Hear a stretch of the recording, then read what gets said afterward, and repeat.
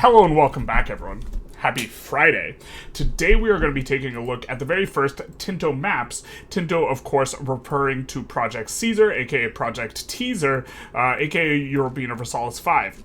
Without further ado, let's get into it because we want to look at some big, nice maps. So we're going to read through the text, the thing that nobody wants to see, but, you know, it is what it is, and then we'll get into the maps.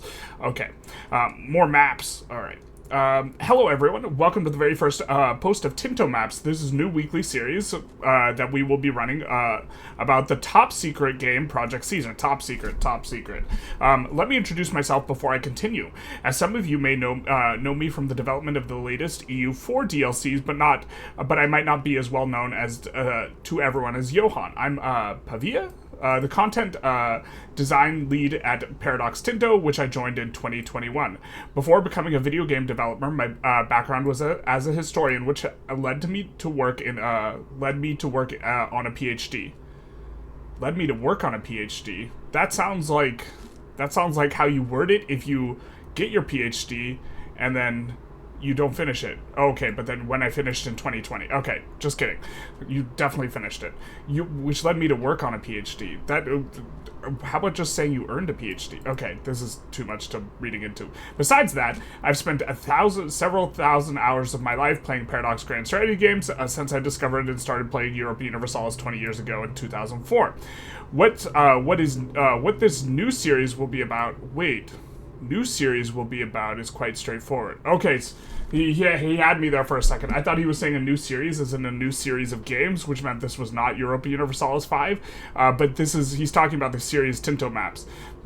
Had me going for a second. Each week I will be sharing with you maps of a new different region, so you will have an outlook on them and we will be able to receive early feedback because, as you may know, from Johan's Tinto Talks, there's still a lot of work in progress stuff ongoing, so I'm guessing they're talking about tweaking the map and making it uber perfect. There's a ton of locations, 30,000.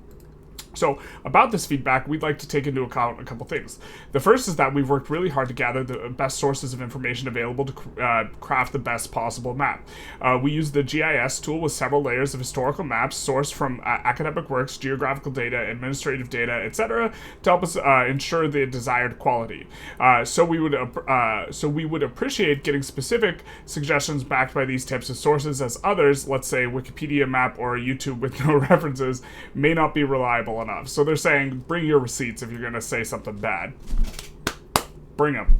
Okay, the second thing to comment on is that sometimes a certain decision we've made was an interpretation over an unclear source, while sometimes we just have to plainly made some errors when crafting the map, which on a 30,000 location map is a normal thing, I guess.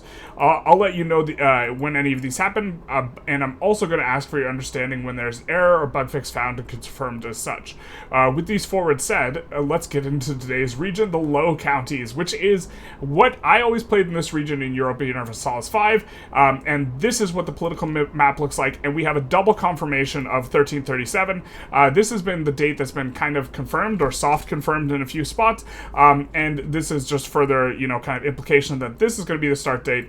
The counties of Hanuit, Holland, and Zeeland are ruled over by William of something, who is married to Johanna, daughter of Duke John III of Brabant. Another John, the Duke of Luxembourg, might be the strongest power. As he is also the king of Bohemia. Okay. The county of Flanders is the wealthiest in the region, controlling important cities such as Bruges and Ghent. Up in the north, we have other interesting countries such as the Bishopric of Utrecht or the Republic of Frisia. You may notice that we are using a dynamic custom country name for the Frisian Freedom, which of course is fantastic. And let's take a closer look at this map. It's not that much closer, is it? But it's a little bit closer. We are getting to see the degree of detail and number of these tiny little the countries in the HRE, which of course is a characteristic. I actually don't know what the borders look like. I think, do we have Burgundy here, or is this just France? It says France. Okay, so that color is just France. I don't know what the map looks like in 1337. This is not something I'm abundantly knowledgeable about. But the level of detail and separation of all these states just has me very, very excited. I saw the map and I just got a hit of dopamine and decided to make a video for it. So, and we have, and here we have the locations. So these are all the different locations here. And as you can see, there's a lot of different ones that the game is being divided into very, very, very small pieces here, which leaves me a little bit concerned about performance, but it does seem to indicate that you are going to be able to make borders very, very precisely, or relatively precisely. I suppose these are all strange shaped and this type of thing, but this map as well is gorgeous. We had a fun bug for some time, and Antwerpen didn't have any pixels connected to the sea, which we found because we couldn't build any type of port building there.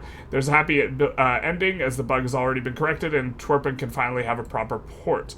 Let's take a look. Can we see Antwerpen here? Oh, it's been so long since I played EU4, I'm not sure exactly where Antwerpen is supposed to be. I think it's going to be somewhere around here? Oh man, I can't see it. Not like this. We do see Amsterdam, though, up there. But I don't see Antwerpen because it's not connected. It said it didn't have any pixels connected to the sea, which implies that it's somewhat close to the sea. I'm not going to be able to find it, and I'm not going to make you guys watch me find it. So let's continue looking on. Here we have provinces, which is going to be the not quite locations, but the larger divisions. We have East Flanders, West Flanders, a lot of this. Very keen on seeing all these types of divisions, as well as several of the map modes. So let's continue looking through it. Terrain, climate, topography, and vegetation. So we see oceanic. Does that mean it's coastal? We see continental down here. I don't know exactly what that's going to mean, but we see ocean, or this is a sea, so I think it might be oceanic, referring to all of these all these provinces. But this is where the Netherlands is. I guess you mean it's going to flood? All right, let's scroll down a little, and we see flatland, a bunch of flatlands. We see some hills. We see some marshlands. Definitely makes sense that the Low Counties is very marshy. I'm wondering if they're going to give them some sort of bonuses for the navigable waterways, allowing them to trade a lot easier, which is one of the reasons why the Netherlands rose to such prominence and power, is that having the navigable waterways allowed them to greater specialize, which Adam Smith wrote about. He used the Lowland counties as an example in his book Wealth of Nations very, very extensively when arguing about how specialization allows you to be more efficient, and having something like navigable waterways allowing you to trade a lot more would make you more efficient. And so we do see the marsh down there. Okay, what's all this differentiation then? This is oceanic, and then this is a different differentiation. So we have flatland, marsh, and this. And then now we have grasslands versus farmlands. So this is both a grassland and a marsh? So it's, wait. Okay, let's see. Climate. So it's oceanic climate. Topography. This is the topography. Flat, hills, marsh. And vegetation. Okay, so it's 3 different maps here. So we are receiving kind of a little bit more detail. And so the farmlands, we are assuming, are going to be really, really valuable areas or locations. Grasslands a little bit less valuable. It's interesting that, forest was not like a premium location in EU4 as far as I can remember, but you're going to need to be able to get your lumber from somewhere, and so it's going to be interesting to see that having a variety of stuff is maybe going to be a lot better in EU5 here than EU4, but this is a pretty cool map mode. We are aware that the Netherlands looks differently in the 14th century, as several land reclamations took place during the late medieval and early modern periods, but we are using a 20th century version of the map for the sake of consistency. Most of the regions throughout the world would look quite different from nowadays, and documenting these changes, especially coastline shapes, would be a non-trivial problem to resolve, especially because, okay, you're looking at sources from 1337. So we're using modern kind of borders, which include land reclamations in the Netherlands. As a side note, we already removed Lowland from it and have identified some other modern ones that have slipped through, and we will remove them as well. Okay, so they are removing some of the stuff? Interesting. I'm not sure. Okay, well, that'll be interesting. Here we see the culture map mode up here. Taking a look at Walloon, Flemish, we just see a bunch of different cultures. It do be like that. So this is so excited. I'm so excited to play this game, except it's not going to come out for a long time, the truth hurts.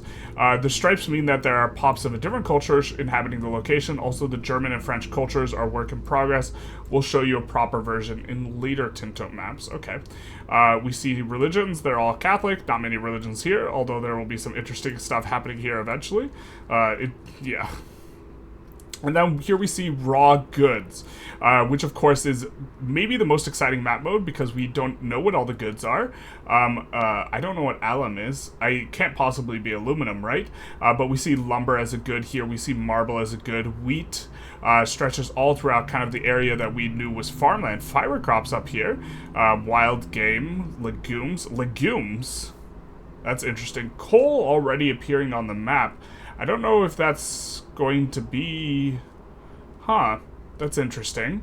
I wonder if you'll be able to use it as a heat source of some kind with different PMs. That's one of the things that I was really interested in an earlier Tinto talk, how you could have different PMs fuel different things. I believe paper, there was 4 different PMs for paper that they showed, so maybe using coal as a heating source is going to be efficient, more efficient, less efficient than using something like lumber. That is a bit exciting. Salt is also a very, very... Historically, it's a very, very important good. I don't know how important it was in the time of EU4, but it really allowed the ability to preserve food utilizing salt was huge for like hunter-gatherer societies. But we do see wine, livestock, fruit. I really don't know what alum is. I wish I knew. If anyone knows what alum is, please post in the comments, because I don't know what that is. Medicaments. Sturdy grains as opposed to different types of grains. We see wool in here as well. Definitely, if I recall correctly, the early industrialization did have, I actually don't remember early industrialization, what exactly was going on in the Netherlands. I believe they had early textiles, which was kind of the early basis of industrialization, but I really can't remember. They got into the early industrialization type of thing through specialization really early, but then the Netherlands, especially the northern portion of the Netherlands, didn't really have access to the raw materials required for further industrialization, and then the Netherlands fell behind as a nation. So that and Belgium left, the truth hurts. Goods get regular swapped around here. Okay. And have to have a balance between geographical and historical accuracy and gameplay purposes. So take this as a far from final version. I'm just interested in seeing kind of all the different goods here. We see gems and wild game and all this type of stuff. But it'll be interesting if you are in the early stages of your conquests, conquering areas in order to try and insert different resources into your market for efficiency reasons. I just like when you have motivations, a wider array of motivations for doing a game action, that there's actually more choice, and stuff like conquering specific resources for specific reasons seems like something like maybe you want to start using cavalry, so going for the horses up here would make sense. And an additional map for this week, we see the market, which is very exciting. The Antwerp market. I'm so used to being Antwerp. I think it's Antwerp in EU4. We see down here the French, the Cologne market. I assume this will be the London market. And in EU4, Antwerpen was an end node, or Antwerpen combined with London. I think they were both the same end node, but they were very, very important centers of trade, probably the best. And so I'm super excited to see exactly how flow of trade works exactly, but I'm not as keen on like the downstream upstream thing, controlling like kind of the entirety of how you think about trade, and I would really like to make the trade capital of the world anywhere, but in EU4, one of the reasons I played the Netherlands so much was because they kind of had the best trade end node, and then I just kind of fell in love with playing tall in between Germany and France and I thought it was fun. We reinstated a low counties market centered around Antwerpen after doing some balance tweaks that made it more viable. Yeah, from what I remember, the trade Tinto talk, which was not this last Happy Thursday, but the previous one, or this last Happy Wednesday, but the previous one, only had like a big London market and did not have an Antwerpen market. And then we see a couple of what is these attachments, which are the climate, topography, and vegetation. So this is going to be all the maps for today. I hope you have a nice weekend. That's almost a happy weekend. That's almost a happy Friday. We're so close. We're so close, boys. And next Friday, we will travel down south to Iberia. So that'll be a lot of fun. Super excited to start seeing some maps. If you guys want to see me cover all the maps as they come up, please comment down below and let me know, because I think that a lot of them are going to look like this. And so just that we're releasing and taking a look at maps is quite a bit of news. But maybe this will get repetitive and people won't be interested in seeing stuff about this. I was super, super excited. I wish I knew more about the geography such that I could give more insights into this. I'm super excited, particularly by the resources map mode, to try and think about what we can in terms of deriving information from this, but this is going to be difficult. It's part of a much bigger picture where we're thinking through PMs and the value of the resources and this type of stuff, such that we can't possibly unpack it all at once, but I wish we could. Sand is in here, so I guess that's going to be useful for glass. But very cool to see the climate, topography, and vegetation maps all kind of layered on top of each other. I assume that this layering will give you a lot of different combinations that can have different effects in locations, and that can drive strategic decisions regarding those locations. That's really exciting as well. But I hope you guys enjoyed. If you did, please feel free to like, comment, subscribe. Do the YouTube algorithm thing. And other than that, have a good day.